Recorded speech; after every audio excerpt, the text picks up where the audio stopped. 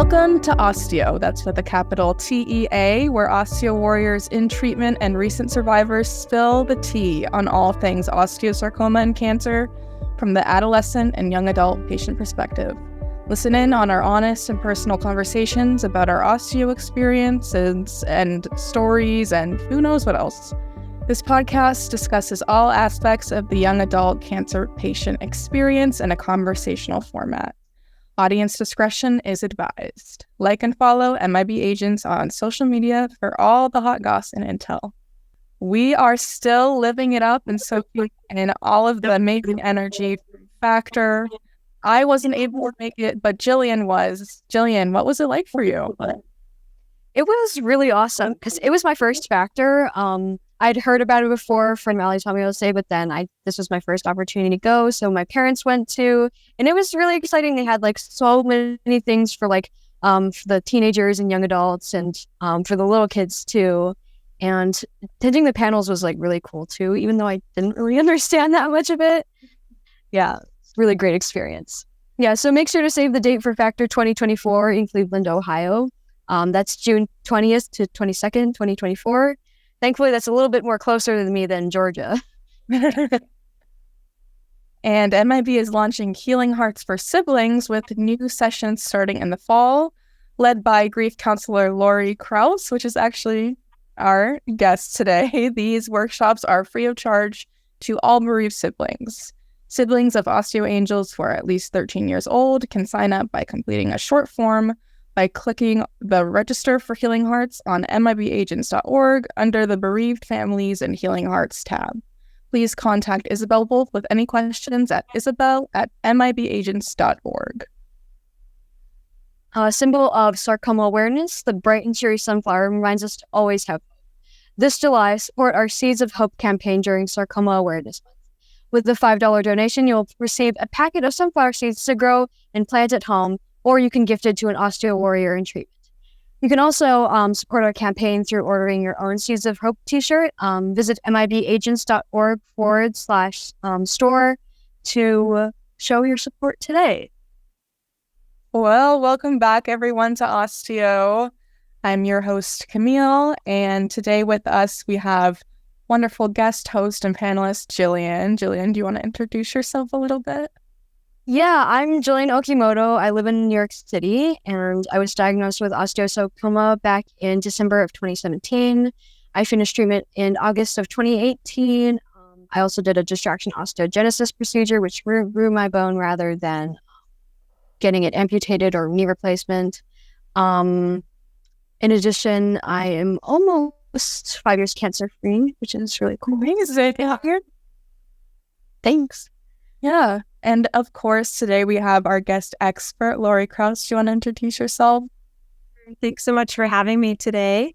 I am the MIB Agents Bereavement Support Group Facilitator. And I also was at Factor and held a workshop for the bereaved parents the last day. And it's been an honor and a privilege to work with MIB and to support the families who have lost their children to osteosarcoma. And it's an honor to be here today to talk about our topic. Yeah. Well, thank you both so much for being here. And to kick it off, I'm going to start with our favorite segment, What's the Tea? No, literally, where we share what we're drinking today. It is 90 degrees here in Massachusetts, so I don't know why I made hot tea. But I recently got this nice herbal tea. It's blueberry lavender, which is really interesting. I'm a big fan of lavender. So definitely recommend. I'm not going to drink it because it's piping hot.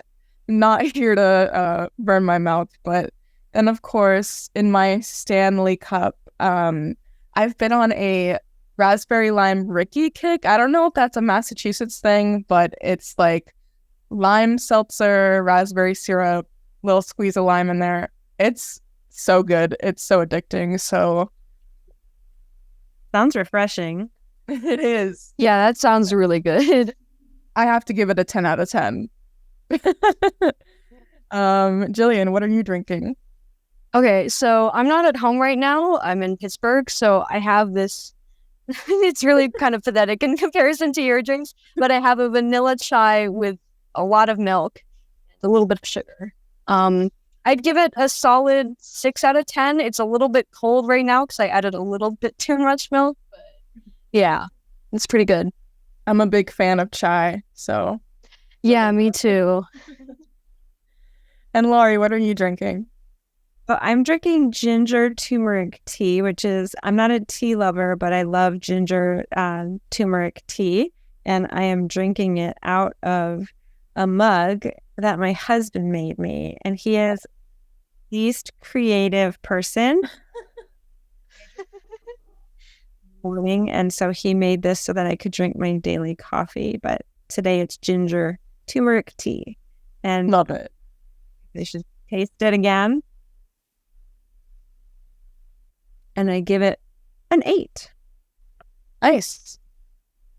All right. Well, today we are covering survivor's guilt, which when I was preparing this episode, I was like, this is going to be a heavy one, an intense one. You know, going through osteosarcoma myself, I've been fighting for 10 years. You kind of, when you're diagnosed, you are pretty much guaranteed to feel some sort of level of survivor's guilt. So we have questions from our audience today to ask our wonderful guest, Lori. So our first one is, can you explain exactly what survivor's guilt is, what the typical presentation looks like for an individual experiencing it? Sure. So survivor's guilt is when a person has feelings of guilt about surviving a life-threatening condition when other people did not. And especially when it's a loved one who didn't survive. Some people have survivor's guilt just from an accident happening or something traumatic, and they just feel guilty from that. But it's a little bit more personal and a little bit deeper when you lose somebody who you care deeply for. Mm-hmm. And people who live with survivor's guilt often experience this guilty or remorseful feeling about surviving when their loved one didn't. These feelings can really show up in a cycle or like a repetitive loop. And we can get kind of stuck in that thinking. You might struggle to turn your thoughts to anything else but the survivor's guilt. It can show up in anxiety, inability to sleep, nightmares, feeling unworthy. It's different for everybody, but those are kind of some common themes I would say people experience. Okay, so Lori, how has survivor's guilt developed from like an evolutionary standpoint? Is there any insight into that? I mean, I think survivor's guilt has definitely been an experience since the beginning of time, right? It's an emotion, it's a feeling that comes up, and there's definitely all different kinds of survival. There's survival of catastrophic fires, floods, concentration camps. There's like these very big, broad, worldly things that have happened that people can feel guilt over surviving. And then all the way to the person who loses a family member, a best friend. And I think that the way it shows up is similar for everybody, no matter, whether it was 20 years ago, 50 years ago. The evolution of feelings and grief and loss have always been with us. I think we're just really in a time right now where we're starting to open up more about how we feel with guilt, with grief, feelings in general, but especially around loss. And so I'm grateful to be living today and supporting people today where it is more acceptable to start talking about your feelings, which helps us normalize our feelings and feel less isolated and alone. Yeah, for sure. So how does survivor's guilt show up differently in different people? Like, for example, an osteosarcoma patient or survivor losing an osteosarcoma friend, for parents, family members, etc. Yeah, it shows up different for everybody, and I think it definitely can show up different based on your relationship to the person who is deceased. For example, a parent who loses a child might have survivor's guilt that it should have been them. They've lived longer, they're older, they've experienced life. It's an out of order death. And so their experience is obviously different from another family member or a friend or an acquaintance. A sibling might feel like, why my sibling and not me? They were smarter than me. They were, had more to offer the world than me.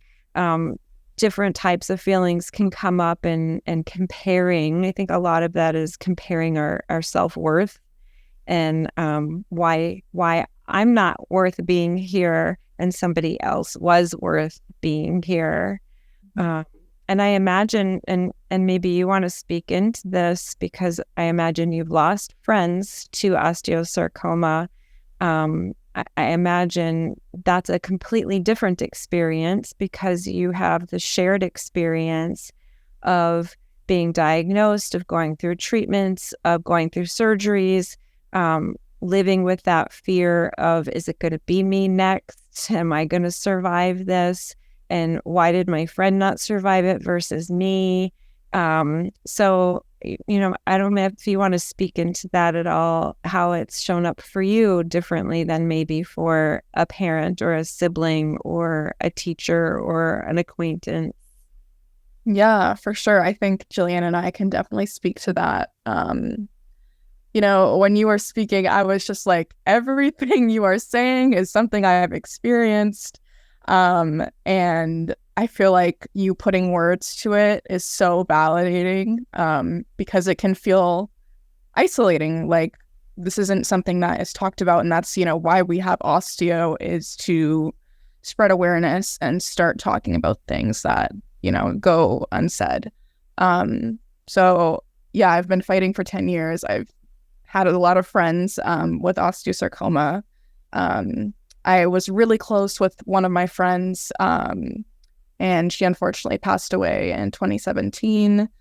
And that was incredibly, incredibly hard. And survivor's guilt definitely kicked in.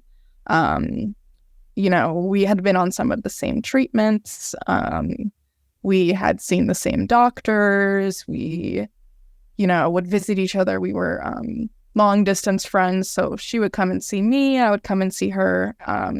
So it's very hard,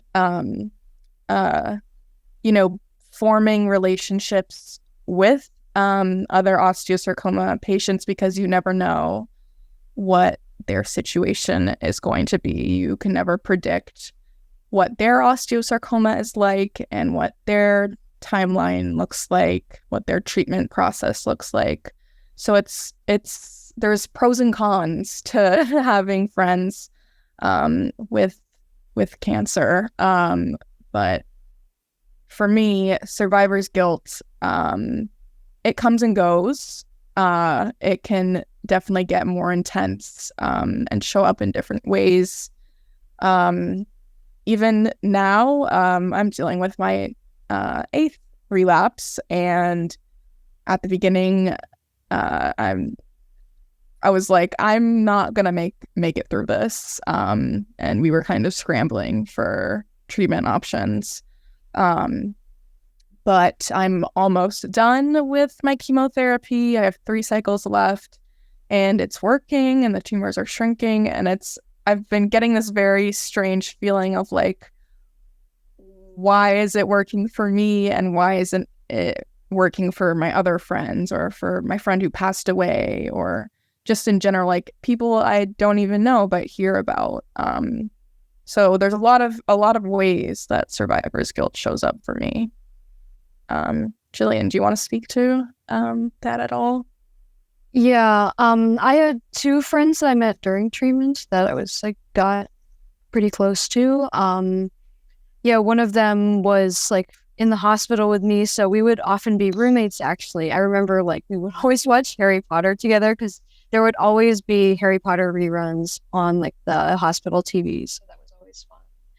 And one of them was from my dad's hometown, so it's actually this crazy coincidence. My uncle was friends with one of her teachers, and they connected the two of us.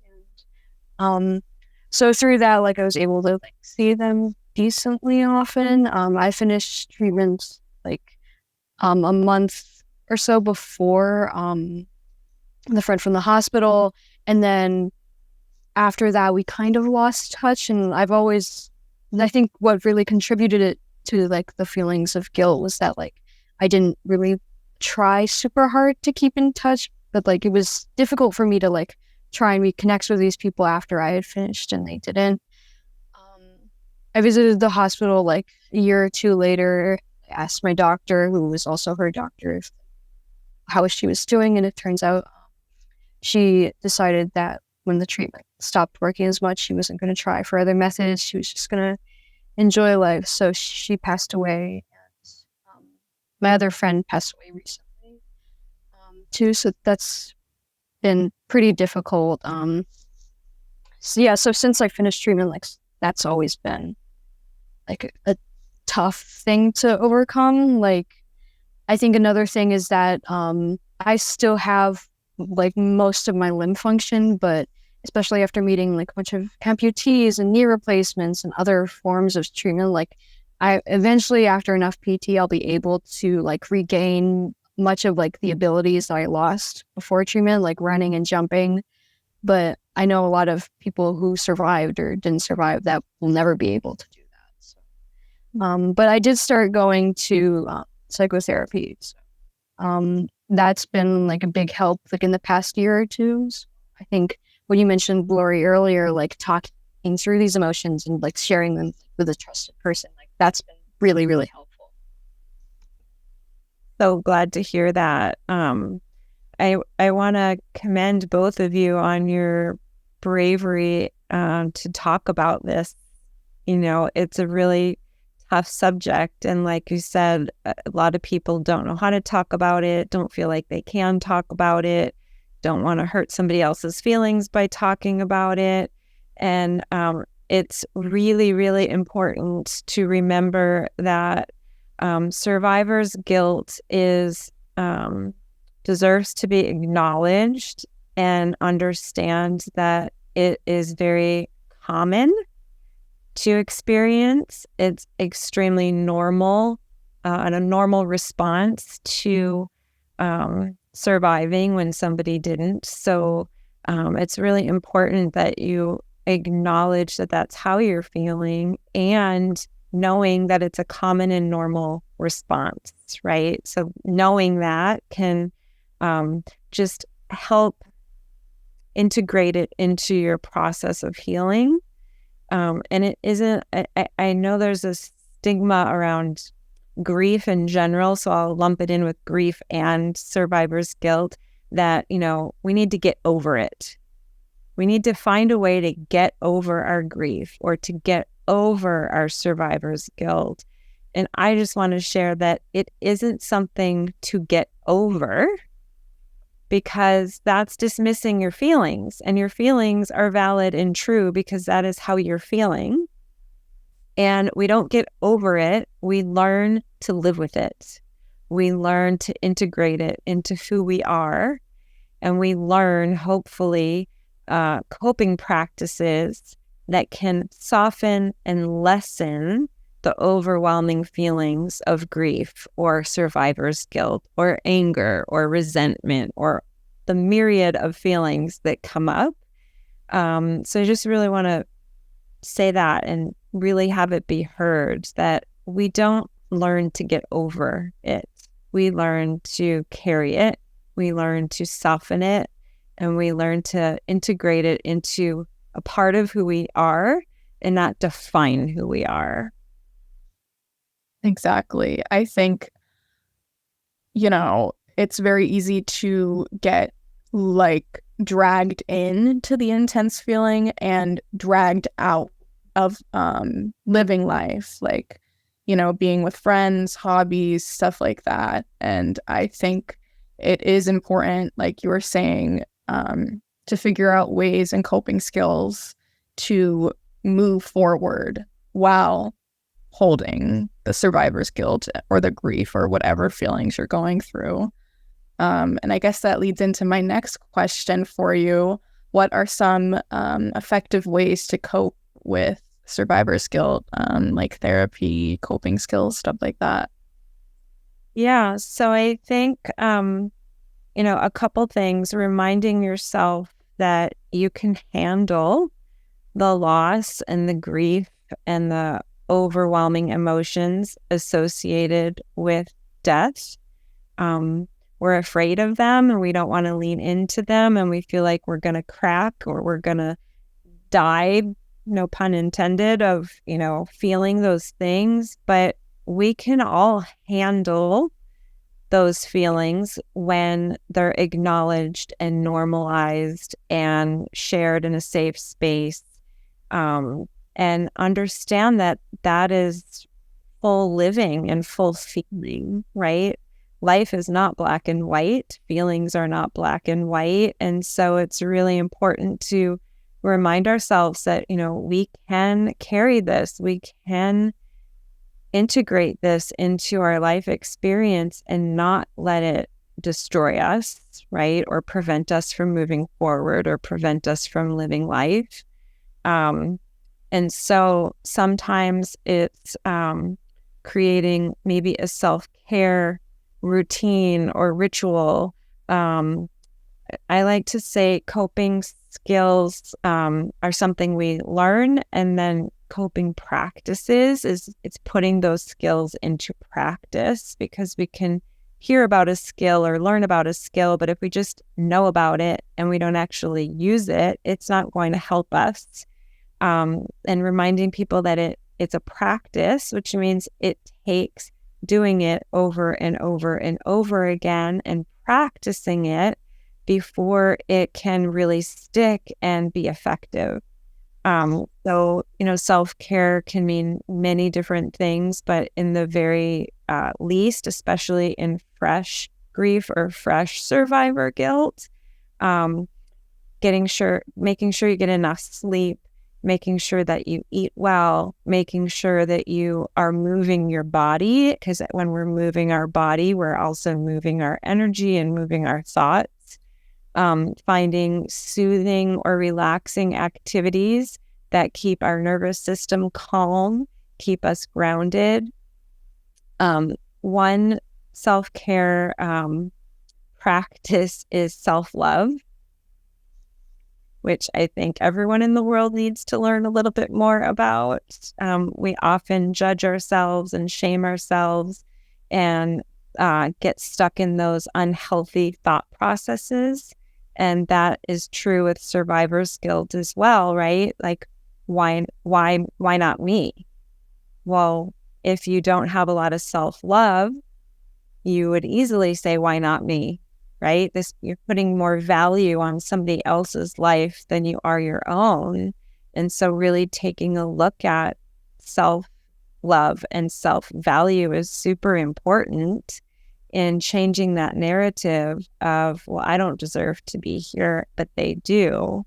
Well, no, we all deserve to be here. We all are meaningful, loving, caring people who make a difference in the world.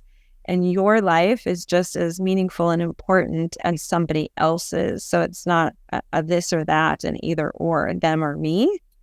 Having support is really crucial in grief healing and survivor's guilt coping. So speaking with others who have a shared experience is one of the best support systems there are, right? And I'm sure you know that from having other friends with OsTEAo. They're the ones who get it better than anybody else. And so really being vulnerable and sharing with others who have shared experiences help because you don't feel alone, you don't feel isolated. You're like, oh, this is normal. They feel it too, right? We're all kind of feeling the same things, and then you can kind of relax into sharing what those feelings are, and that's a beautiful way to help and to feel supported and to heal. If you don't have people with shared experiences, speaking to a trusted mentor or a spiritual counselor or a therapist that can help us feel acknowledged and heard and understood. If you're really, really stuck in the ruminating and unhealthy behaviors that can come with grief and survivor's guilt, then I would definitely advise engaging with experts who specialize in PTSD, who do maybe hypnotherapy or EMDR therapy. So, being really aware of, is this normal, or is this preventing me from living? Is it preventing me from thinking about anything else? And kind of really having that check-in of what coping skills and what support can be helpful. And if those things aren't helping or you're not engaging in those, really seeking professional help, because nobody should carry that alone. Right, for sure. Another coping skill that can be really helpful is finding ways to honor the person that's lost. That gives you a sense of connection and purpose, and is a good, healthy way to live in relationship with that person moving forward. So a lot of people don't want to think about the loved one that they lost because it's too painful. But really what we find is thinking about them, sharing in their memories, sharing in their stories, sharing in their purpose, sharing what they gave to the world while they were here is a really good way to stay connected to them and feel good that they might not be here physically, but their memories and their presence and their energy and their stories will continue on into the future. So really finding ways of honoring them and keeping them alive today and in the future is also can be helpful. Yeah. Definitely things I've done all of those things, and I can say it's definitely helpful. Talking with professionals, going back to basics if you need it, or if this is fresh, like just basic self-care. Am I getting out of the house every day? Am I showering? Am I brushing my teeth? Am I eating properly? Am I sleeping properly? Really going back to basics helps me a lot. And also, you were talking about self-love. I love Kristen Neff, I believe her name is. She's big on self-compassion. I've done something called a self-compassion journal, where you basically write out what you're going through, and you connect it to common humanity. You explain how anyone could feel like this, how this is a normal experience. And then you kind of give some validation to yourself, like, I'm going through this, but I can do X, Y, and Z to get through this. I'm strong enough, and all of that. So those are some of my favorite coping skills. Jill, do you have any you'd like to share? Yeah, something you mentioned, like honoring the person that passed away. I think that personally has been a really big help. I mentioned therapy earlier, but the friend that I knew from my dad's hometown is Ali Tamiose, who served on the MIB, and she was like, yeah, she had a really big presence within MIB, and I think like joining now has been like, it's been difficult in some ways, but I think like also starting to give back more to the community, I think that's been a really big help for me. It took me a long time, but thinking like this is what maybe you would have wanted, like I think that's been, yeah, because MIB was like a thing she really loved, and she loved Factor too, so I would really just want to help her like Yeah.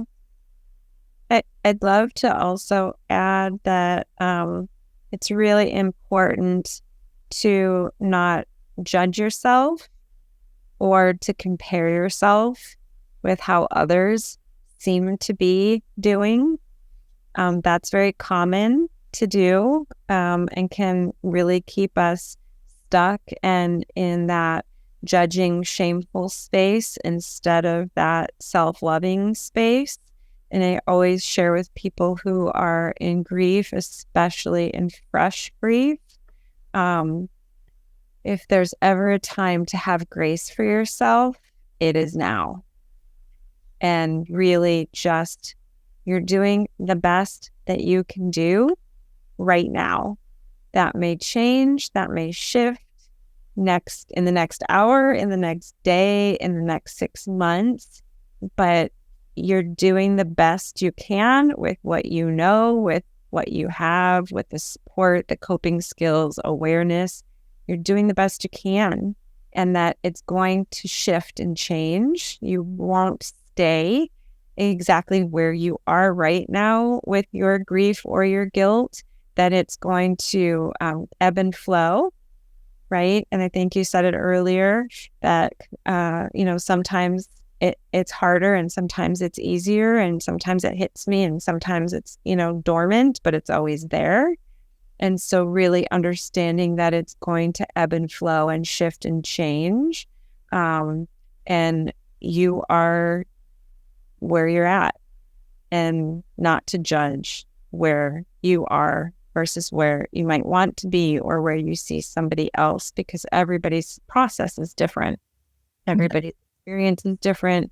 Everybody's coping practices are different. Support systems are different. Self-talk is different. Self-love is different. So I always try to share, don't compare yourself to others and don't judge thyself. That is such an important thing to remind yourself of constantly. Yeah, definitely. Yeah. So definitely need to hold some space, hold that feeling that, you never know what anyone's going through, and where you are right now is 100% valid and 100% fine. And, you deserve to be wherever you're at. But with that, I think we'll move on to our next segment, which are some stories about survivor's guilt from our audience. And so we'll read them out and we'll kind of talk about them and give our comments on them. So our first submission says, I definitely had survivor's guilt post-treatment and then decided that guilt is an appropriate feeling when you've done something wrong. Surviving is not wrong. I renamed survivor's guilt survivor's purpose, and to help others through osteosarcoma. And I think this is such a wise way of putting it. And I'm sure that this was not an easy reframe of the feeling. But I love this perspective. I'm going to use this perspective.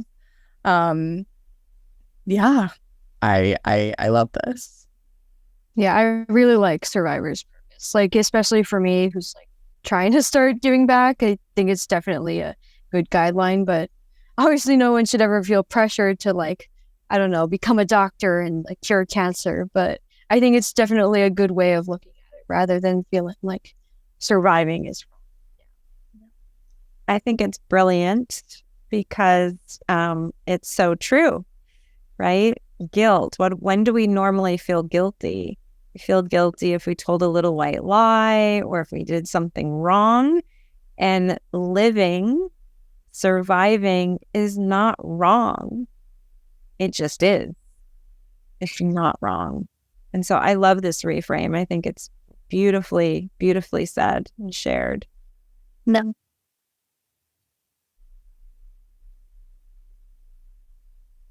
Okay, so the next submission says, so I was diagnosed a little over 4 years ago now when I was 18, and I've been NED ever since I finished chemo. But I still have an immense amount of grief from the whole experience. I still feel grief from the parts of myself that I feel I've lost, parts of my younger self that still feel afraid and hurt from it all. And everyone I tell this to doesn't understand because it was, quote unquote, so long ago. And they don't realize that the feelings around the diagnosis isn't an experience that just goes away when you're NED. It's been a struggle to heal those parts of myself, but I'm working on it by giving myself grace day by day and allowing myself to heal, however overwhelming and complicated it might be. And they have a little emoticon heart. So that really speaks into what we brought up earlier of it doesn't go away. It's not something to get over. And grief is an experience that stays with us, right? Really forever. I tell my clients that a lot, the people that I work with, please don't expect your grief to go away. And they all look at me like, it's like, that's why I'm here, to get through this. Yeah. But if somebody were to tell you that from the beginning, right, don't expect it to go away. Just know that it's going to change and shift, and your relationship with it will be different, and it won't be as intense or as overwhelming as it might be right now. I think that it's an important thing to hear and to kind of accept, like, okay, it's not going to go away. Great. Then how do I learn to live with it? And what do I expect from it? And what can I expect might happen in the first 3 months or 6 months or several years or 20 years from now? Or when another loss happens and triggers some of those previous losses that maybe were dormant or not as intense, but they become intense again, right? When we're reminded of it. So yeah, that's people are grieving losses, especially with terminal illness, with cancer. The living losses that you are experiencing and carrying are tremendous, and there's many of them. And it's hard to process them all at once. It would be impossible to feel and process them all at once. Exactly. Yeah. It takes time. And I think another thing I want to highlight is kind of feeling invalidated by others, like saying that this was so long ago. It takes time. It takes a lot of time. And others that are not in the cancer world, like say like friends from school or coworkers or anything like that, they're not in this world, which I'm so happy for them that they don't understand it. But still, it sucks. It sucks that, you kind of want to live a normal life, live a cancer-free life, strip away that identity of a patient. But it's still, this stuff still lingers, and you still have to carry it and go back into the real world and then deal with people that are invalidating to your experience. So I think really focusing on self-validation is something that has helped me through this. And yeah, it doesn't just go away overnight. It's something that ebbs and flows for sure. Yeah, definitely. People don't validate your experiences all the time. Even well-meaning people who love you and care about you, right? It's because we're kind of, I always say we're a death-phobic and grief-illiterate culture. And so one of the things I'm really passionate about is educating people on grief, because grief is very misunderstood and people don't know how to sit with it, and they don't know that it doesn't need to be fixed. And sometimes the person doesn't need to feel better in this moment. They just need permission to feel exactly what they're feeling right now. And by wanting to make them feel better or distracted is not only dismissive of your feelings, but it teaches you that you're not allowed to have your feelings, and it's not safe to share those feelings with most people. Right.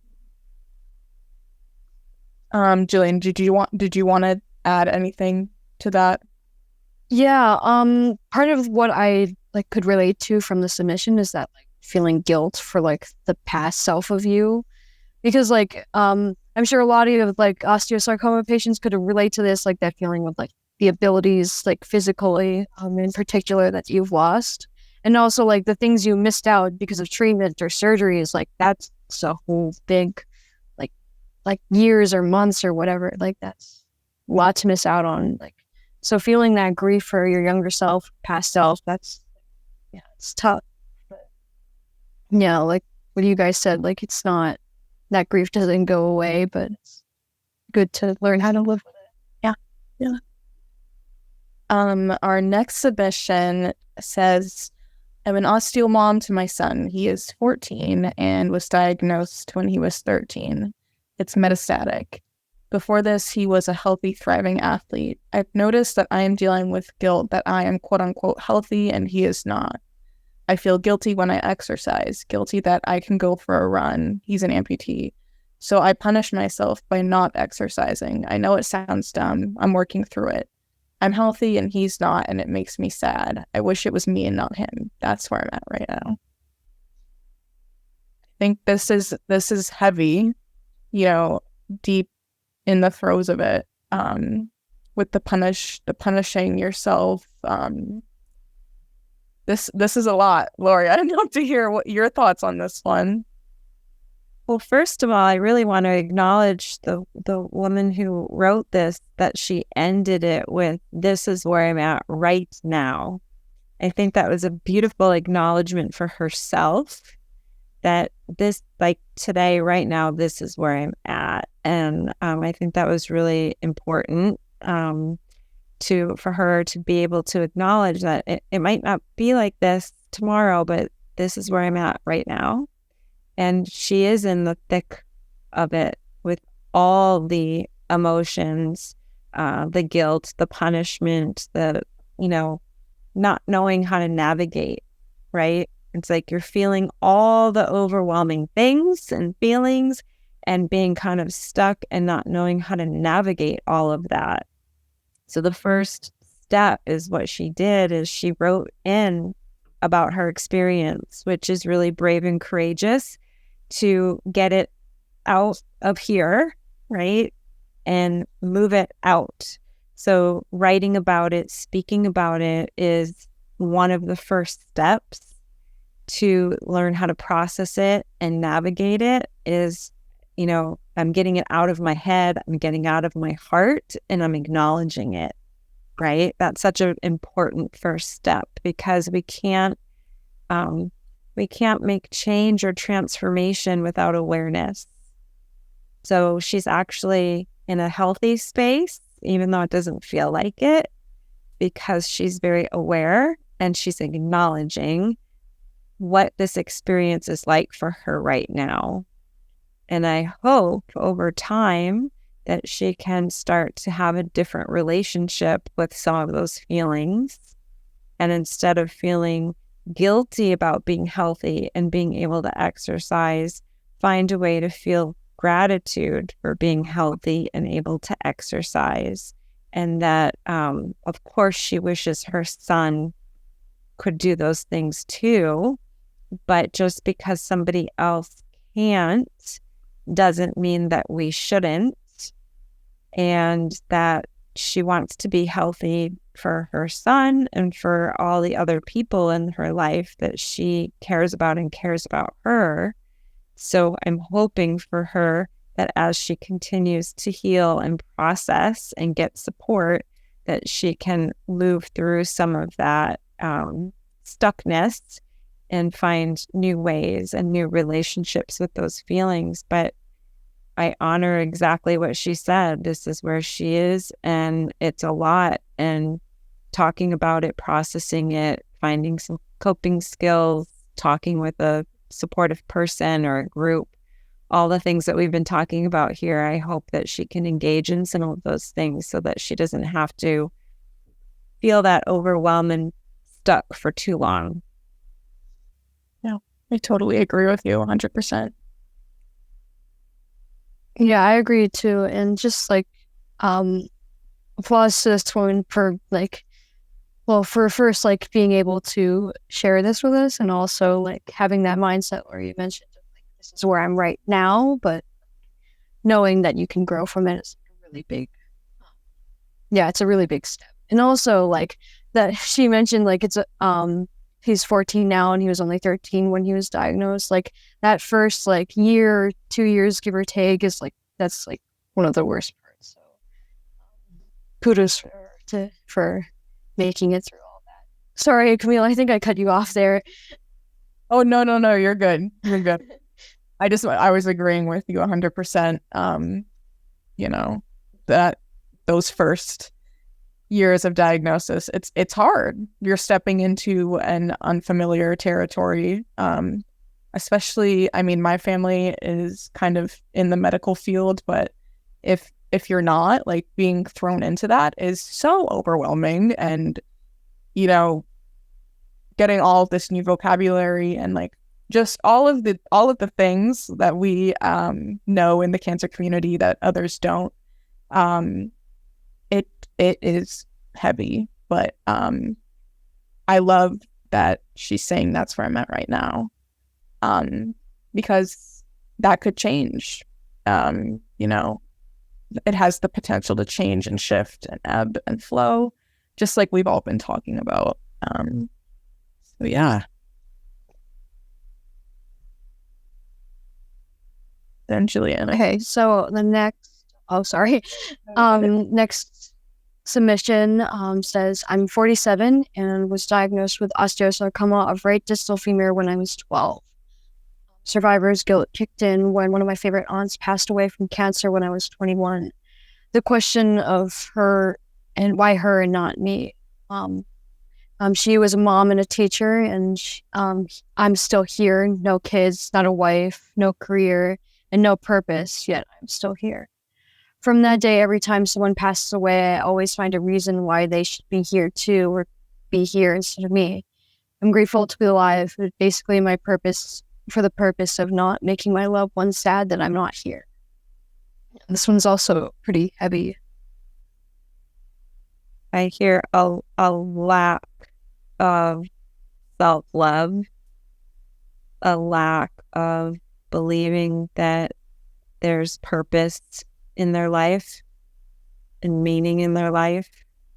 I hear somebody who is only glad and grateful that they're here because of their loved ones and not for themselves. I'm hearing a lot of things that go hand in hand with long-lasting survivor's guilt, right? So it's normal and expected and very common to have survivor's guilt. And we really need to find healthy ways to live with it and to process it and to accept it and to find a new relationship around it. And it sounds like they've not been able to do that. And so I would really suggest reaching out for some support and some help in working through that, because my heart feels very heavy and very sad for this person. Valuing somebody else's life and what it could have been because they had all of these things that you do not, is dismissive of your own life, right? And so it's really important that we can have that self-love and find our purpose and make meaning out of why we're here and find hope and reasons to live because we are alive. So I really, my heart goes out to this person and really hope that they listen to this podcast and hear all the beautiful things that have been shared here, and can start finding some support and being acknowledged and processing and finding coping practices and finding meaning in their life. I guess for me, I no shame in saying that I am in therapy. Therapy has been instrumental in getting through this. I shared the whole relapse earlier this year. It was a pretty bad relapse and didn't think I was going to make it, but here I am. Did not think I would make it to summer, but here I am. And so we've been talking a lot about values and doing some acceptance and commitment therapy type stuff, really focusing and, leaning into what exactly are my values. And I think it can be overwhelming to even, like, when she first asked me that, I'm like, I'm just living, I'm just here, I'm just vibing. I don't know. I truly don't know. But when you really examine it, there are things that I can say that I value and, live by. So I would really encourage this person to maybe look into some value work and see, what she can be doing for herself, because she deserves to be alive for herself, Yeah, I think that last part that the submitter mentioned, like having that purpose of making your loved ones sad, like not making your loved ones sad. I think that's definitely a hard mindset to work through, and a lot of other cancer survivors and patients could relate to that as well. But yeah, I think definitely working through, like, that's something that I also worked with my therapist, like finding those values in life, like I think future goals, and then also like who do you value in your life? What do you want to give to them that they've been providing for you? I think hearing you say, Jillian, is both of you saying that by having this life review of what's important to me and what do I value and where do I find meaning is a helpful tool in finding purpose and wanting to live life. Because if we don't look at those things that we value that are important to us, we can't really do anything with that, right? But if you can say, well, my relationships are the most meaningful thing to me, or being of service to others is the most meaningful thing to me, or always learning and growing is meaningful to me. It doesn't matter what it is, but really being able to identify those things can help you move forward in doing something with that. Something that also helped me when I was like really down in the dumps was like when I was working with my therapist, she would encourage me to think of like smaller things to look forward to in life. Like sometimes thinking like months, years, or even weeks in like the future was like super difficult. So like thinking, I have a snack that I'm really looking forward to later today, or maybe a week from now, like I'm hanging out with my friends and I'm like looking forward to that. Like finding value in like small things as well as large things. Yeah, I think like anyone who's like struggling with survivor's guilt or grief right now, like knowing that like someone told me this when I was going through treatment, like you're allowed to take up space in the world. Like it's okay if you're reliant on people more than you should be, or you think like you shouldn't have a space at all, but like you like have a space in the world and you are allowed to embody it. And maybe you're in a difficult position right now, so if you feel like you're like stretching out and taking more space and you're allowed, you are allowed.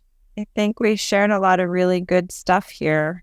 Kind of maybe recapping that, just acknowledging your feelings and that they're a normal and common response to surviving. that guilt is okay to feel. There's no shame in feeling that, and being able to acknowledge it and express it and talk about it, that you can handle whatever it is that you're feeling with some coping skills and practices and support and reframing. Self-care, self-love, self-acceptance is really key. Lack of judgment, lack of comparing is really key in helping the process. And I think for this community, especially this osteosarcoma community and MIB community, there is a wealth of support.